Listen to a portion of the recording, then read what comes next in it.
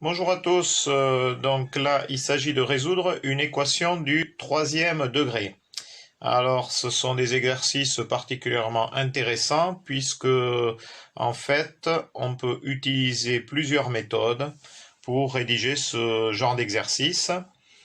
Alors, vous avez la méthode algébrique avec recherche d'une racine évidente. Vous avez directement avec la calculatrice. Donc on va voir ça aussi. On peut avoir le résultat en direct.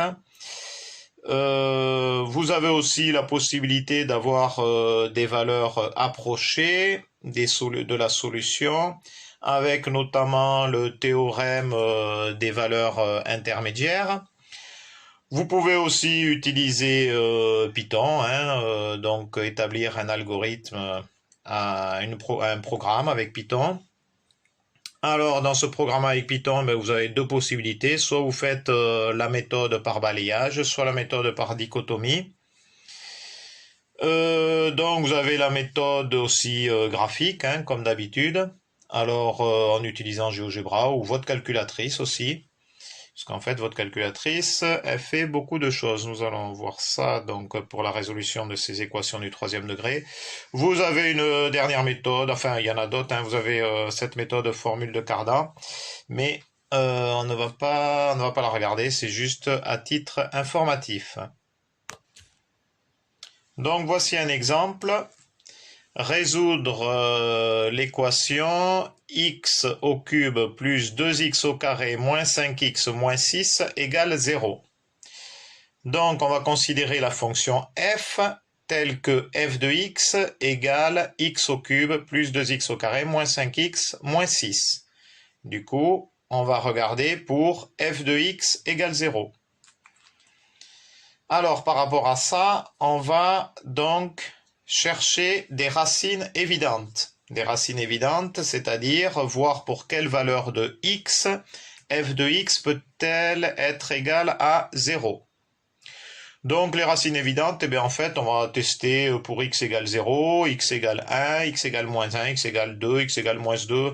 Je pense qu'on va pas aller plus loin que ça, mais en gros, les racines évidentes, c'est de part et d'autre de 0. C'est les deux, trois nombres entiers de part et d'autre de 0. Et on regarde ça donc directement. Donc pour x égale 0. Donc pour x égale 0, ici on a x au cube 0, plus 2 fois 0, 0. Donc là, 5 fois 0, 0, moins 5 fois 0, 0. Il reste moins 6. Moins 6 est différent de 0, donc x égale 0 n'est pas une racine évidente. Faisons pour x égale 1. Donc là, on a 1 au cube, ça fait 1, plus 2, donc on a 3, moins 5, on a moins 3, moins 6, moins 3, moins 9, différent de 0. Donc, x égale 1 n'est pas une racine évidente. X égale moins 1. Donc, on a ici moins 1. Ici, on va avoir 2. Donc, du coup, moins 1 et 2, on va avoir 1. Ici, donc, on a plus 5. Donc, du coup, on va avoir 6. 6 moins 6.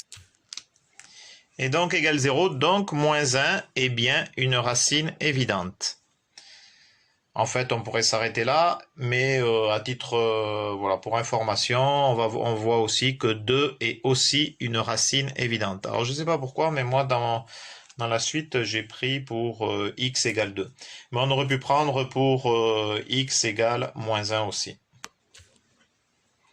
Donc, j'ai pris la racine évidente x égale 2. Donc, si 2 est une racine évidente, du coup, je peux mettre x moins 2 en facteur. Et si je mets x moins 2 en facteur, ce sera facteur de ax au carré plus bx plus c avec abc appartenant à l'ensemble des réels. Et oui, puisque si là ici j'ai x qui est du premier degré en facteur d'un autre polynôme, donc il va bien falloir que là j'ai un degré 2 au niveau de l'inconnu pour que lorsque je vais développer, je retrouve bien donc l'exposant 3 que j'ai ici. Voilà, donc du coup là j'ai un polynôme du second degré. Je vais développer donc ce deuxième membre. Et là, voilà ce que je trouve. Donc là, je vais réduire un petit peu. Voilà. Donc, je développe. Voilà, je développe et ensuite je regroupe les puissances, les mêmes puissances au niveau des inconnus. Du coup, j'ai A en coefficient par rapport à x au cube, j'ai b moins 2a en coefficient pour x au carré et c moins 2b en coefficient pour x et moins 2c. Et après, qu'est-ce que je vais faire? Eh bien, je vais comparer les coefficients de chacun des x en fonction des puissances, en fonction des exposants. Donc ici, le a x au cube, ben on peut comparer donc cette ligne-là à cette ligne-là, puisque ces deux lignes sont égales. Le tout, c'est d'arriver à trouver les coefficients a, b et c. Donc ici, on voit que a égale 1. 1 fois x au cube égale x au cube. On voit que b moins 2a égale 2. On voit que c moins 2b égale moins 5. Et on voit que moins 2c égale moins 6. Voilà. Donc je pose tout ça. Voilà, je reprends tout ça. Et grâce à ça, on va pouvoir déterminer donc les coefficients A, B, C. Donc déjà, on a A égale 1. Voilà, donc on a bien A égale 1, B égale 4, hein, si A égale 1, donc on a moins 2 fois 1, moins 2, il passe de l'autre côté, il devient plus 2, 2 et 2, 4, B égale 4. Ici, si B égale 4, donc moins 2 fois 4, ça fait moins 8, moins 8 passe de l'autre côté, ça fait plus 8, moins 5, plus 8, C égale 3. Et donc là, ici, on peut reprendre. Hein, si je remplace C par 3, là, on a bien moins 2 fois 3, ça fait bien moins 6. Donc, je n'ai plus qu'à remplacer A, B et C par les valeurs trouvées. Et j'ai bien donc x moins 2, le tout facteur de x au carré, plus 4x, plus 3. On reconnaît, comme je disais, un polynôme du second degré. Et donc, on va maintenant chercher les racines de ce polynôme du second degré en utilisant le discriminant. Donc effectivement, on peut utiliser le discriminant, mais il faut toujours avoir aussi le réflexe de chercher là aussi une racine évidente. Et en fait, on l'avait déjà trouvé, puisque si on prend x égale moins 1, donc là, ici, j'ai plus 1, puisque moins 1, le tout au carré, donc moins par moins, ça fait plus. 4 fois moins 1, j'ai moins 4. 3 plus 1, 4. 4 moins 4 égale 0. Donc, on a bien x égale moins 1 et pour ce polynôme du second degré, une racine évidente. Donc là aussi, on peut utiliser les coefficients a et b, puisqu'on a vu que x égale moins 1 était une racine évidente. Donc du coup, on met x plus 1 en facteur de ax plus b. Et là, on s'aperçoit directement donc que a ne peut être égal que à 1, puisque si on développe, j'aurai donc le x au carré, je ne l'aurai que là. Et comme le coefficient ici c'est 1, a ne pourra être égal qu'à 1. Et b sera égal à 3, puisque en fait je n'aurai pas d'autre x, donc une fois b, b, et b sera égal à 3. Du coup, j'ai bien mes autres valeurs de x pour laquelle la fonction égale 0. Alors je fais mon petit récapitulatif. Et donc tout ça égale tout ça. Là j'ai factorisé, donc toute l'expression est factorisée.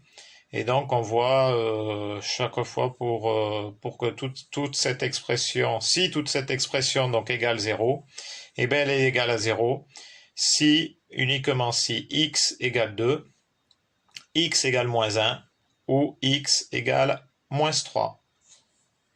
Donc pour f de x égale 0, petit rappel, f de x c'est toute cette expression-là, c'est ce polynôme du troisième degré. Donc f de x égale 0 si x égale 2 ou x égale moins 1 ou x égale moins 3. Deuxième méthode, directement avec la calculatrice. Là, c'est très simple. Donc, je vais au niveau d'équation. Je tape exe. Hop, là, j'avais déjà tapé. Donc, del, exit. Voilà. Là, on me demande... Oui, exit. Voilà. On me demande quel degré. Donc, je choisis le degré 3. Donc, je fais F2. Et là, j'ai mes coefficients A, B, C et D qui correspondent à... vous les avez en haut. Hein. Le A, c'est le coefficient de AX au cube. B, C et D.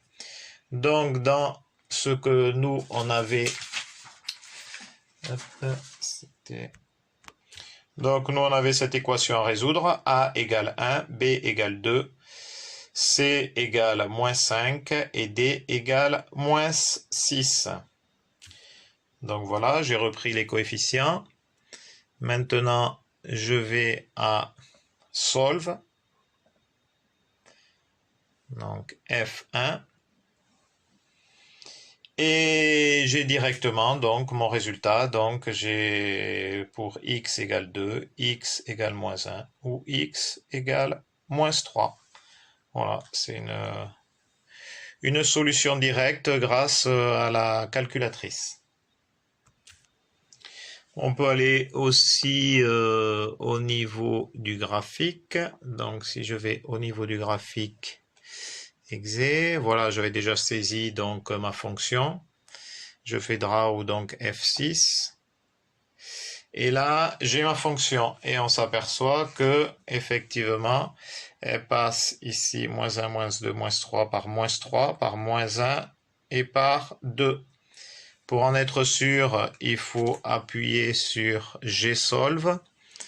Donc c'est la touche F5, F5, Gsolve. Vous voyez, j'appuie sur la touche Gsolve. Voilà, après j'ai route. Donc j'appuie sur route, F1, ça réfléchit, voilà.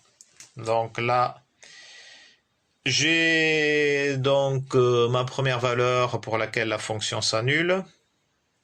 Vous l'avez ici, x égale moins 3. Après, il suffit que j'appuie sur suivant, là. Et donc là, j'ai x égale moins 1. Et j'appuie encore sur suivant. Et j'ai x égale 2. Bon, j'aurais voulu aussi vous faire la méthode avec le théorème des valeurs intermédiaires pour avoir une valeur approchée, mais ça ne sera que des valeurs approchées, même si elles seront très très approchées avec la méthode par balayage ou dichotomie. Mais ça risque d'être un peu long au niveau de la vidéo. Donc, je vais m'arrêter là.